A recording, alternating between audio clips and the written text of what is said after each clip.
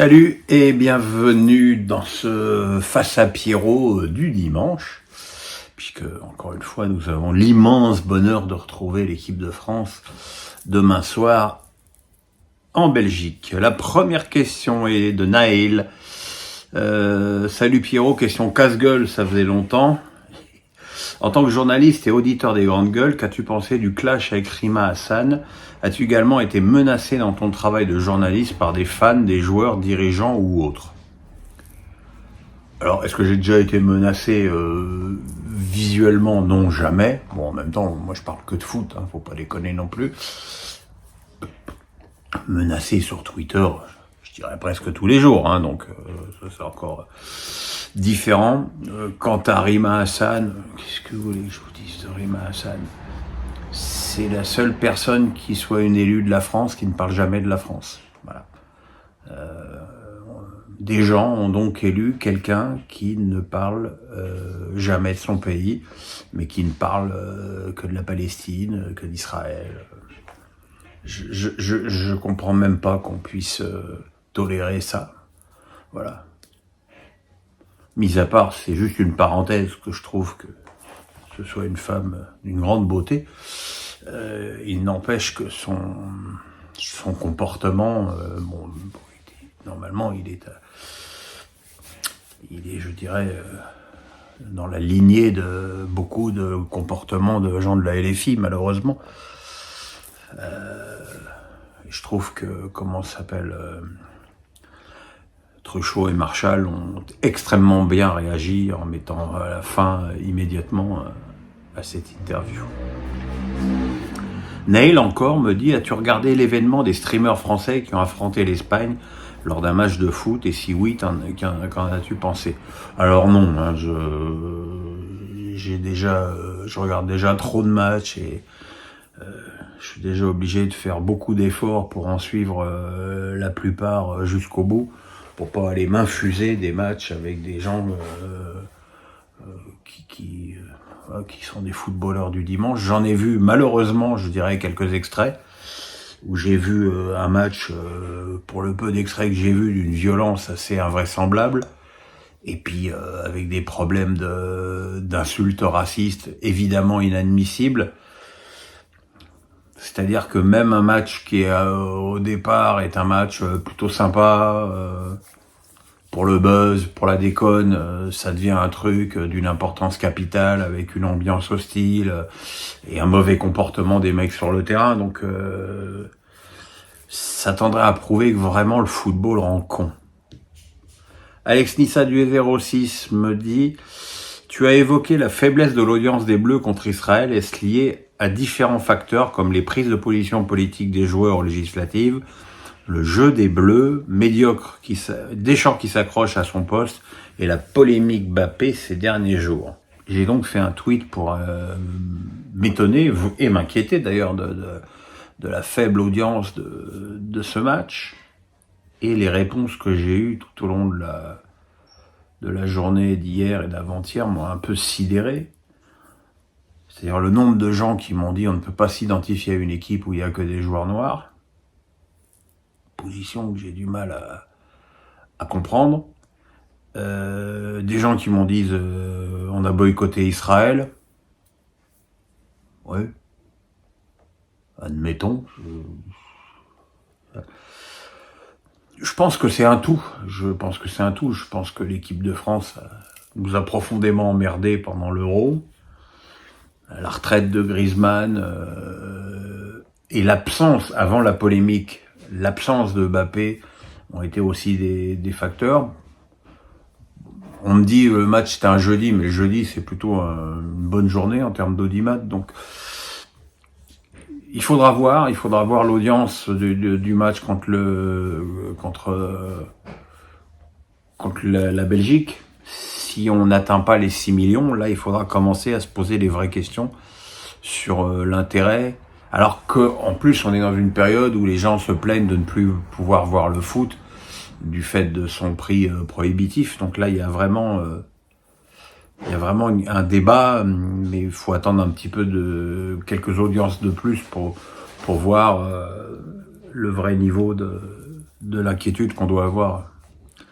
Alex Nissa du 06 encore me dit une archive de RMC de Deschamps à l'époque, consultant pour l'Euro 2008, où celui-ci disait qu'il est normal que l'équipe qui prenne des risques l'emporte.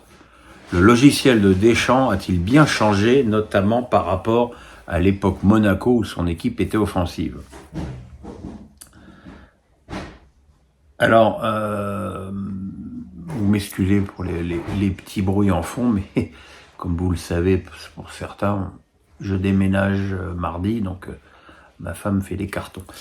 Et moi, je fais ma vidéo. Pour ce que j'en sais, Deschamps avait plutôt subi le passage en 4-4-2 avec Monaco. C'était vraiment une demande des joueurs à laquelle il avait accédé, ce qui d'ailleurs est une bonne chose, hein, comme les Jacquet en 98 avait accédé à la demande des joueurs de titulariser Carambeu et d'enlever Diomède. Là, il est évident que Deschamps a pris de la bouteille, a pris de l'envergure et que maintenant il ne laisse plus dicter sa conduite et que Deschamps, au fond de lui, est un mec défensif. Il est à l'image de ce qu'il était comme joueur. Donc, qu'est-ce que vous voulez que je vous dise? À l'évidence, aujourd'hui, on a plus de joueurs offensifs, même si leur niveau est assez disparate pour l'instant, que de joueurs, notamment au milieu de terrain, où il y a une vraie pénurie. Donc, il va falloir faire des choix dans cette équipe. J'ai pas choisi toutes ces questions, mais il y a des questions qui m'ont demandé qu'est-ce que je ferais comme équipe. Je pense que il n'y a pas des joueurs qui soient ostensiblement oubliés et qui feraient que l'équipe de France changerait de visage du tout au tout. Je pense que c'est un état d'esprit qu'il faut changer, et amener peut-être un nouvel enthousiasme, un truc un peu moins plan-plan. Pascal du 82 me dit « Que retenez-vous de la carrière de Rafa? Quel match vous a le plus marqué ?» Je suis comme tout le monde, hein. Moi, ce qui m'a marqué avec Nadal, c'est les 14 victoires à Roland-Garros et cette domination absolue qu'il a eue sur cette surface, qui se traduit longtemps par une domination absolue sur Federer, et qui tient techniquement surtout au fait que Nadal était gaucher et pilonnait le revers de Federer, qui, quoi qu'on ait bien voulu en dire, a quand même été toujours, en tout cas contre Nadal, son point faible. Le match qui m'a le plus marqué, je vais peut-être vous surprendre, c'est une demi-finale de l'Australian Open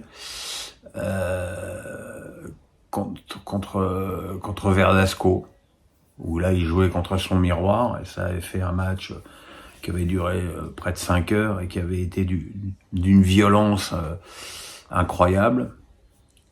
Et puis il y a aussi une finale, alors là je sais même plus s'il la gagne ou s'il la perd, toujours en Australie contre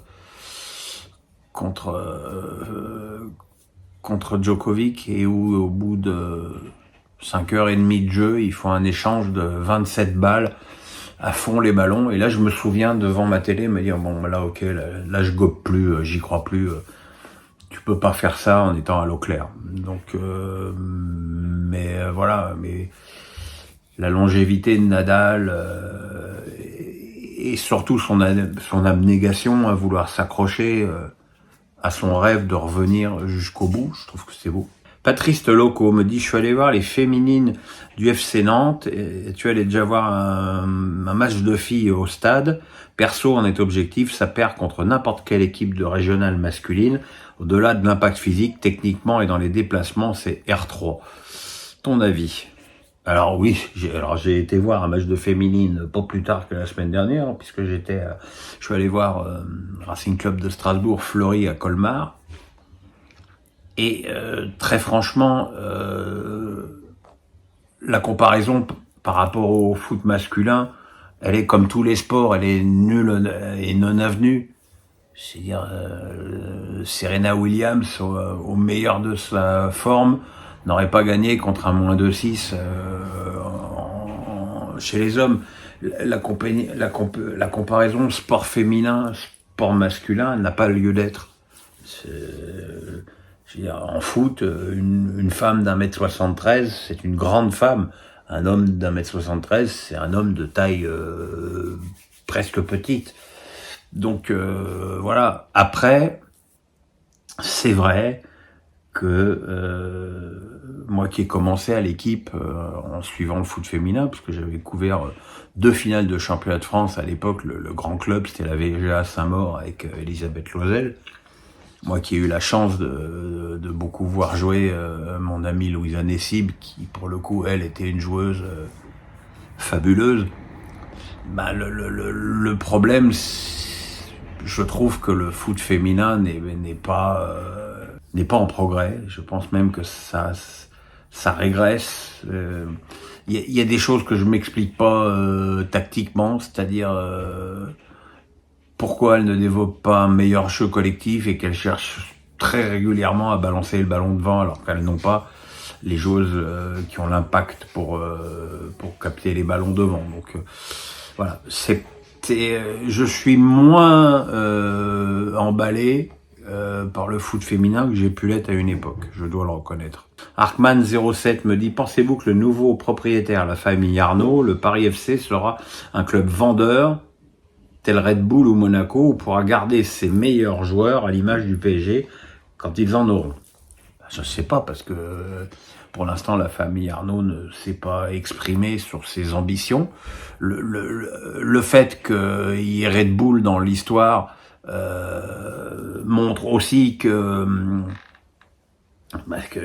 ce soit à Salzbourg ou à Leipzig, les équipes Red Bull, c'est plutôt des équipes de jeunes qui cherchent à faire progresser des jeunes et à les vendre tout en réinvestissement toujours.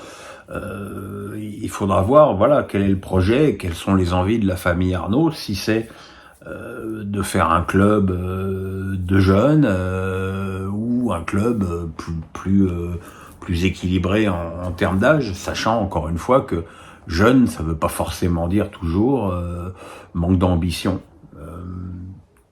Voilà, j'attends encore de savoir quel est le vrai projet de la famille Arnaud. En revanche, ce qui est évident, c'est qu'on ne peut que se féliciter de voir des milliardaires français enfin investir dans le foot.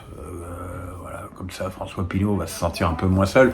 Après, ce que Pinault a fait avec le Stade Rennais longtemps n'incite pas non plus, franchement, au plus grand des optimismes en termes d'investissement. Niri me dit, penses-tu que Pogba puisse être à nouveau une bonne pioche, sans mauvais jeu de mots, pour un bon club européen? Outre ses déboires, on oublie que pour trouver trace d'une saison complète, il faut remonter à 2020-2021 quand même. C'est tout le débat. C'est tout le débat de Paul.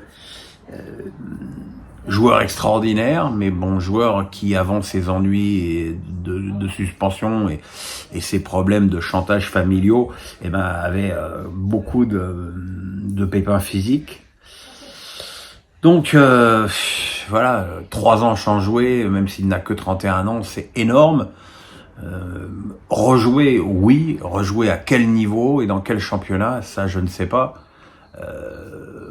Comme ça, je dirais plus